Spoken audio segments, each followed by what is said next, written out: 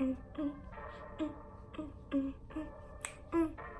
guys, welcome back to my channel, and today we're going to be talking about one of my favorite anime series of all time. Could even possibly be top 2.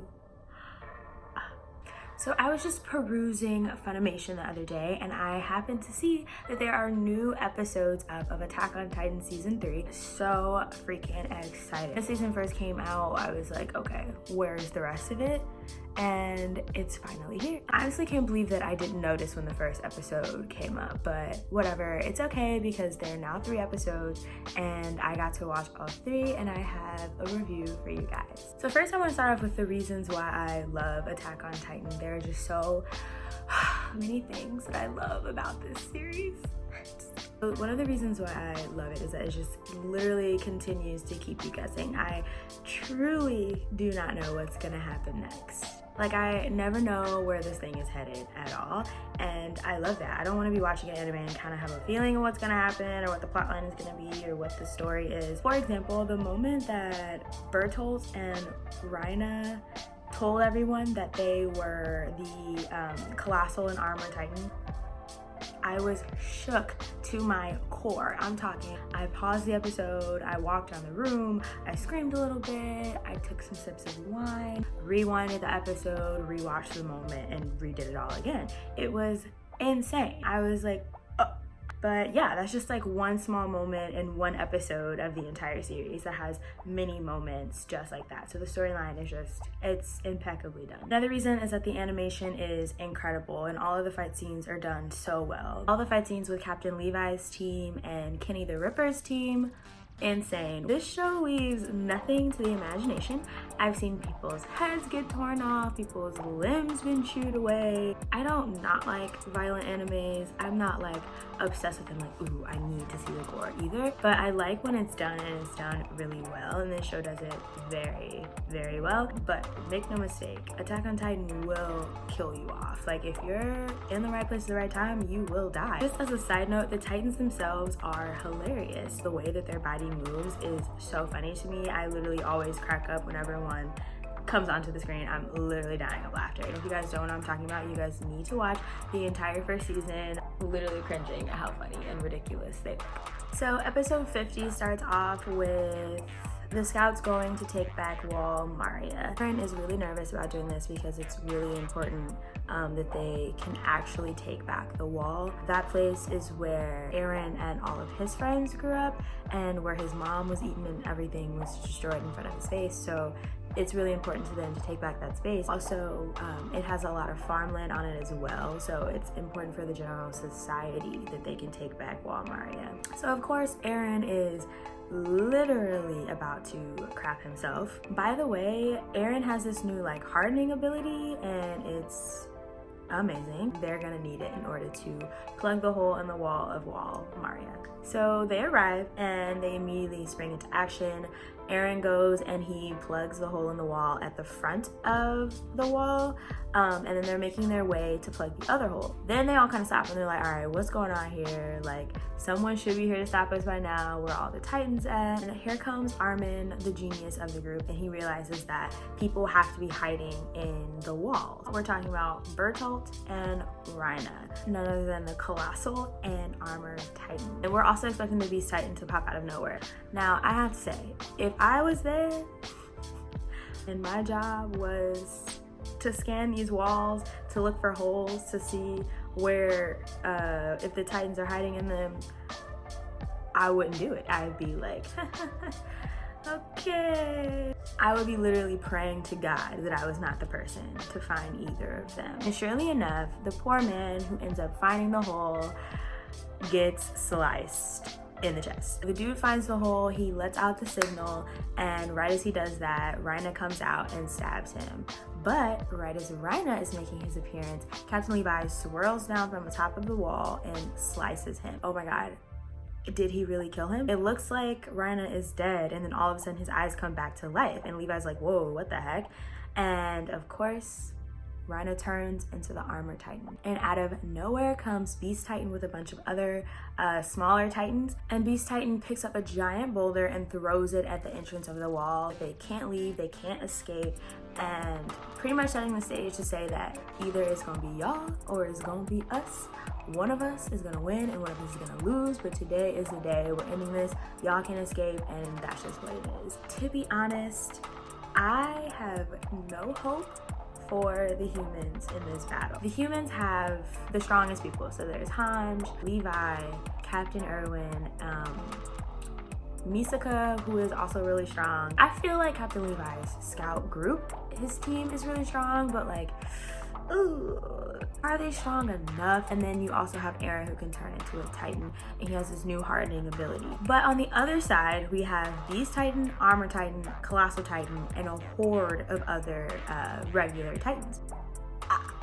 I don't really know what they're gonna do. We haven't seen what Beast Titan can do yet, so I really don't even know like what their strategy is about to be to like divide this up to figure this out. So far, we only have seen Armor Titan and Beast Titan, but we can assume that Bertolt, who is Colossal Titan, is hiding somewhere. Episode 51 starts and we find out that there are more intelligent Titans other than the Beast, Colossal, and Armor Titan. In fact, one of them is a quadruped and he's holding suitcases on his back. And we don't know what's in the suitcases, but we can assume it's something destructive to kill the humans. Beast Titan is kind of hanging back with a bunch of taller Titans, but he orders the smaller Titans to attack. Erwin orders half of the scouts to protect the horses. Then he orders Hange's team and Levi's team to protect Eren and also to defeat the Armor Titan. But he tells Levi to not go with them and to stay and also protect the horses and prepare to fight the Beast Titan. And they're pretty much gonna leave it up to him to defeat Beast Titan when the time comes around. I don't know, can Levi really handle it alone? I don't think so. I think that he can try. I think it'll be good to watch him try, but I feel like people are gonna have to intervene in that. I can't see Levi taking on Beast Titan alone. We also find out why Reiner didn't die, and it's because he can transfer his consciousness into his body and instead of his mind.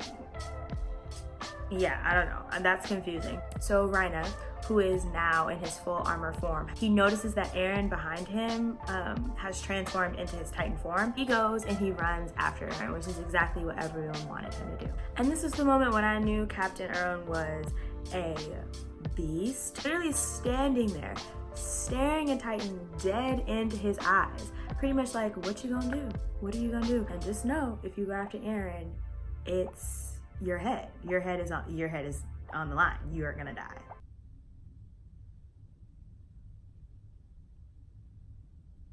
So Armor Titan goes up against Eren. Eren is getting into him.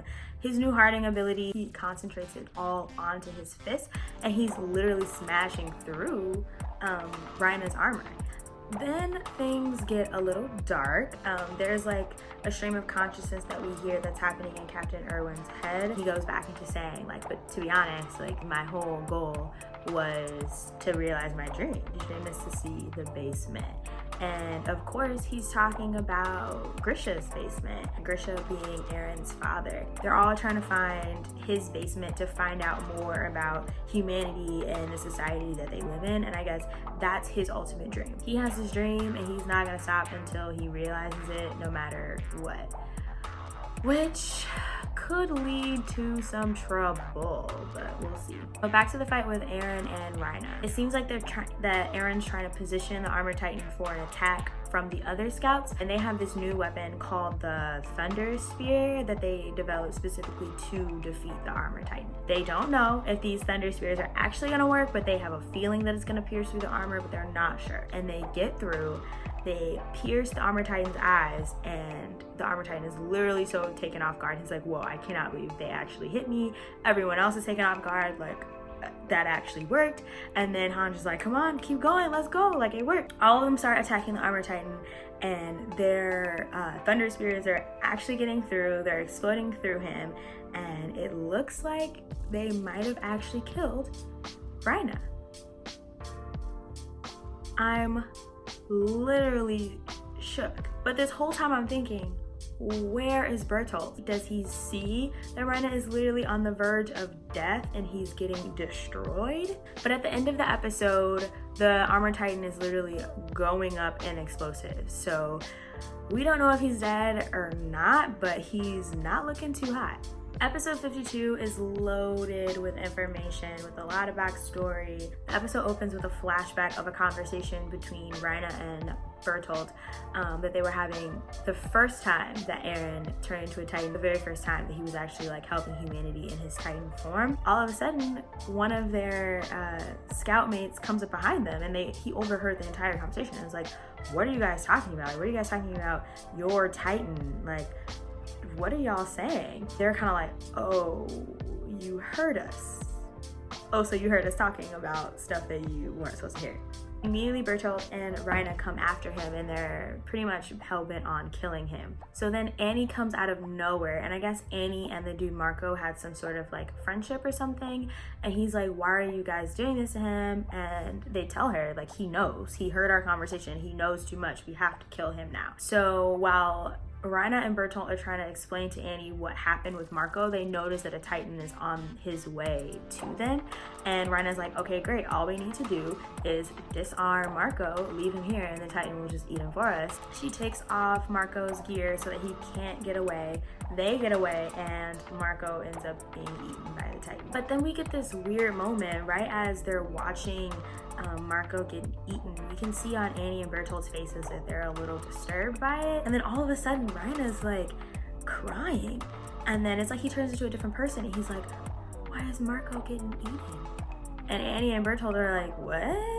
And it's clear that Rhaina is slightly losing it. Now that I think about it, I'm pretty sure this happened in season 2 also, but we get to see the amount of stress that he's clearly been under, that his personality is starting to disassociate. In the next scene, we see Rhaina, Bertolt, and the guy who controls the Beast Titan having a conversation on top of Wall Maria. And in that moment, you can just see how tired all 3 of them are, and I realize that the 3 of them have been doing this mission alone, and it is up to them to retrieve Eren, and they've probably been doing this for years. They're like, "This is the time. We're gonna finish this today." And this is the moment when the quadruped comes up to them and tells them that the humans are coming. Like, ugh, gross. They talk? While they're getting in position, Rhaina takes the time to tell Bertolt that during this fight, he's gonna have to decide and make decisions for himself. Bertolt is like, "You know what, bro? You got it. I got you on this one. We are going to win this fight." Fast forward to the present. Bertolt is still hiding somewhere. We're not sure where he is. We just know he's somewhere with like a bunch of holes, and he's wondering where the signal is from Rhaina. Then we shoot to Rhaina, and he literally looks dead. Armor Titan smirks, throws his head back, and screeches. Everyone was like, "Oh my god, he's not dead yet?" No, he's not dead. Of course he's not dead. Would it be the show if he was dead, if it was just that easy? No. So he screeches out, pretty much giving the signal to Bertolt that it is time to go. Where has Bertolt been hiding this entire time? In a barrel on top of the quadruped's back. The Beast Titan grabs the barrel and launches it over into the city. Bertolt's like, "All right, this is time. This is the time. I gotta transform. Here we go. Here we go." And then right as he's about to transform, he looks out of the barrel and he sees Rhaina, and he's like, "Oh my god, is Rhaina dead?" So he jumps out of the barrel and he goes to Rhaina, and he pretty much sees that Rhaina's not dead and that his consciousness again has been transferred into his nervous system. He talks to the dude's subconscious and is like, "Hey, if you can move, you need to move because I have to transform." So once Han sees that the Colossal Titan is coming after them, she gives the orders to attack. But Armin is like, "No, do not attack." So he tries to talk to Bertolt, and he stops him and says, "Will you talk to me?" And Bertolt's response is, "Yeah, if you're willing to die, this is ending today." At the end of his little speech, Mikasa comes out of nowhere, slices his ear off, and Bertolt runs in the other direction, back toward Armor Titan. So this whole time, this whole conversation is happening with Armin and Bertolt. Hange and her team are going back to Armor Titan to try to finish the job. When they get there, they realize that Armor Titan is now on his back. And if he's on his back, that means that the nape of the neck is protected, pretty much protecting Rhaina's body. Meaning, Colossal Titan can now transform. Hange and her team are far too close to get away, and what happens? They all freaking die. Bertolt transforms into Colossal Titan, and Hange and the rest of her team is absolutely blown away. And this is exactly what I'm talking about. Like, this show will kill you. If you're in the right place at the right time, they're like, it's your time to die. Side note, why does Colossal Titan have a literal like 38 pack? But they literally have given this man 50,000 abdominal muscles, which makes him look even more intimidating. But I guess that's the point.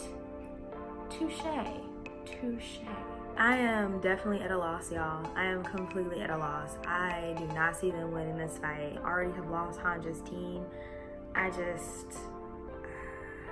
don't know. And I would love to see their strategy for taking down Colossal Titan. What can Armin come up with that will even put a dent in the Colossal Titan? I honestly can see this show going on for a long time, because even after they find the basement and they figure out what is going on with their world, like what's gonna happen next? Like, what are you gonna do about it? You know, like, I feel like the plot line has so many different ways that it can go. And I'm also really excited to see Beast Titan in action. I really want to know what Beast Titan can do, and I think it's just gonna be off the chain. Okay guys, that's all I have for this video recap and my review and thoughts on Attack on Titan Season 3, episodes 50 through 52. Leave your thoughts or comments on this review. Also on the last couple episodes, tell me what you thought about it. I would love to know what your thoughts are on the characters, Hanja's team being completely destroyed. If you think they are actually destroyed, what's going on with Armored Titan, like in his consciousness? I don't know. But yeah, so if you have any thoughts, leave them in comments below. See ya!